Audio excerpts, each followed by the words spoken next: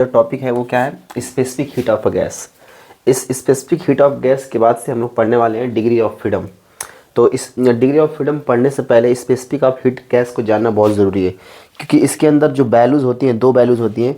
एक आपकी होती है specific heat at a constant volume, और एक होता है specific heat at a constant pressure, जिसको हम डिनोट करते हैं specific heat at a constant volume जो होता है उसको हम लोग डिनोट करते हैं CV से, और इसको डिनोट करते हैं हम लोग CP से। तो पहले समझते हैं कि specific heat of a gas क्या होती है। तो कहता है कि the specific heat of a substance be defined as क्या, it is the heat required, मतलब कि हमें कुछ हीट रिक्वायर्ड होगी किस लिए, पर यूनिट मास पर यूनिट टेम्परेचर। मतलब कहने का मतलब क्या है, जैसे मान लो कि यहाँ पर एक कंटेनर ले लिया है और इस कंटेनर में गैस भरा हुआ है, ठीक है। तो अब इस चीज़ का हमें क्या चाहिए, हमें हीट रिक्वायर्ड चाहिए। क्या चाहिए, हीट हमें रिक्वायर्ड चाहिए किस लिए, पर यूनिट मास, मतलब हर एक यूनिट का इसका कुछ ना कुछ मास होगा, ठीक है। और करना क्या उसको, पर यूनिट मास पर यूनिट टेम्परेचर, मतलब इस पर यूनिट मास में, मतलब उसके पर यूनिट मास के अंदर क्या करता जाए, उसके टेम्परेचर के अंदर वो चेंज करता जाए। तो यहाँ पर हमने गैस लिया है, तो गैस का जो टेम्परेचर है पर यूनिट मास क्या होता जाए, चेंज होता जाए, वो कहलाता है हमारा क्या, specific heat of a gas. कहीं कहीं ऐसा भी लिखा था है कि specific heat of a gas क्या होता है, it is the heat required to increase the 1 degree Celsius temperature per unit mass, कह सकते हो पर यूनिट टाइम, मतलब सॉरी पर यूनिट टेम्परेचर। मतलब कहने का मतलब क्या हुआ कि स्पेसिफिक हीट ऑफ गैस क्या हुआ कि जब हम क्या करते हैं किसी भी सब्सटेंस का या किसी भी गैस का हम 1 डिग्री सेल्सियस उसका टेम्परेचर क्या करते चलते हैं, पर यूनिट मास बढ़ाते चलते हैं, उसे कहते हैं स्पेसिफिक हीट ऑफ क्या, गैस। तो वही चीज़ लिखा हुआ है इस स्टेटमेंट के आधार पे कि the specific heat of a substance be defined as it is the heat required, हमें इतनी हीट रिक्वायर्ड चाहिए कि वो क्या कर दे, पर यूनिट मास पर यूनिट टेम्परेचर चेंज करता चला जाए, किसका, गैस का। वो कहलाएगा आपका क्या, specific heat of a gas. अब देखिए जो specific heat of a gas होता है, ये जो है ना ग्रेजुएट लेवल की बात कर रहे हैं, वैसे 11th-12th लेवल में भी थोड़ा बहुत ये चल जाएगा, थोड़ा बच्चा अगर 11th-12th तक वो भी समझ सकता है।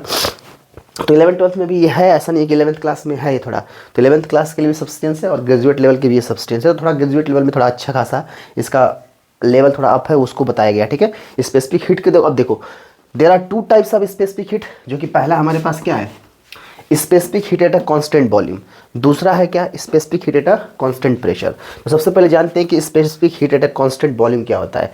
तो देखो specific heat at a constant volume मतलब C लिखेंगे ऐसे V, तो ये कांस्टेंट हो गया, ये वॉल्यूम होगा, तो इसको बोलते हैं specific heat at a constant volume. इसमें बोलता है कि it is the amount of heat needed to raise the temperature of 1 gram gas through 1 degree Celsius at a constant volume, it is denoted by CV। अब देखो वही था, जो specific heat था वो भी क्या करता है, उसे हीट रिक्वायर्ड चाहिए थी पर यूनिट क्या, मास पर यूनिट टाइम, उसके गैस के टेम्परेचर को बढ़ाने के लिए। तो यहाँ पर भी वही है, किसी भी गैस का जो बोला कि it is the amount of heat needed, हमें उतने अमाउंट ऑफ हीट नीडेड है कि जो क्या कर दे, उसके टेम्परेचर को 1 ग्राम मास का 1 ग्राम क्या बोला, it is the amount of heat needed to raise the temperature of 1 gram gas through 1 degree Celsius. मतलब वो क्या करे कि उसके जो टेम्परेचर है 1 ग्राम गैस का, उसको 1 डिग्री सेल्सियस बढ़ाता चला जाए। लेकिन एक कंडीशन है, उस कंडीशन क्या है कि एट अ कांस्टेंट वॉल्यूम, मतलब वॉल्यूम क्या होता जाए, मतलब अगर एक बॉक्स ले लें हम लोग और इस बॉक्स का टेम्परेचर 1 डिग्री सेल्सियस तो बढ़ जाए, लेकिन जो इसका वॉल्यूम है ना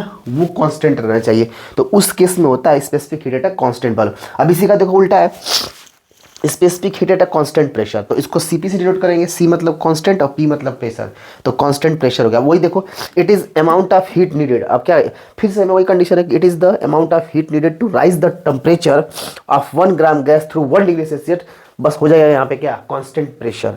तो अब एक कंडीशन या एक क्वेश्चन बनता है हमेशा कि CP जो होता है वो CV से क्यों बड़ा होता है।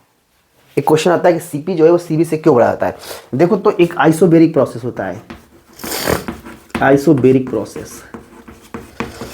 तो आइसोबेरिक प्रोसेस में क्या होता है, आइसोबेरिक प्रोसेस के अंदर हमें वर्क डन मतलब W इक्वल टू, अगर हम देखें तो PdV है जो वर्क डन है। तो आइसोबेरिक प्रोसेस के अंदर में ना हमें वर्क डन देखने को मिलता है, क्योंकि यहाँ पर प्रेशर कांस्टेंट होता है। लेकिन अब ध्यान से देखो, प्रेशर कांस्टेंट तो कुछ ना कुछ हमें मिल जाएगा, लेकिन एक बात और है कि आइसोकोरिक जो प्रोसेस होता है, आइसोकोरिक प्रोसेस, क्योंकि उसमें क्या कांस्टेंट होता है, V कांस्टेंट होता है। तो V कांस्टेंट होगा भाई साहब, तो पूरी वैल्यू क्या हो जाएगी, 0 हो जाएगी। तो मतलब अब यहाँ पे देखो वर्क डन मिल जाएगा क्योंकि पी तो कांस्टेंट हो गया, इसका इंटीग्रेट होगा, लेकिन अगर डी भी कांस्टेंट हो जाए तो पूरी वैल्यू क्या हो जाएगी, 0 हो जाएगी। मतलब यहाँ पर वर्क डन हमें देखने को नहीं मिलने वाला है। मतलब अगर कांस्टेंट वॉल्यूम हो जाएगा तो आइसोकोरिक प्रोसेस होगा, और आइसोकोरिक प्रोसेस के अंदर वर्क डन हमें नहीं मिलता है। लेकिन आइसोबेरिक के अंदर क्या है, प्रेशर कांस्टेंट है, तो तो कहाँ गया आपका, तो आइसोबेरिक प्रेशर कांस्टेंट है, तो जिसकी वजह से आप कह सकते हो कि इसमें वर्क डन आपको मिलेगा। इसीलिए जो सीपी होता है वो सीबी से क्या होता है, बड़ा होता है। ठीक है, और उसके बाद एक सीपी और सीबी में एक रिलेशन करके आता है, मेयर्स लॉ होता है, जो CP minus CV equal to क्या आता है, आर होता है। तो ये डिग्री ऑफ फ्रीडम गैस के लिए जो हम लोग नेक्स्ट टॉपिक पढ़ने वाले हैं, उसमें सीबी क्या है, सीपी क्या है, और सीपी माइनस सीबी बराबर आर क्या है, इसका इंपॉर्टेंस है। इसलिए इस लेक्चर को जानना बहुत ज़रूरी है आपको डिग्री ऑफ फ्रीडम समझने के लिए। ठीक है, थैंक यू। आप इसका स्क्रीनशॉट ले लो। ओके।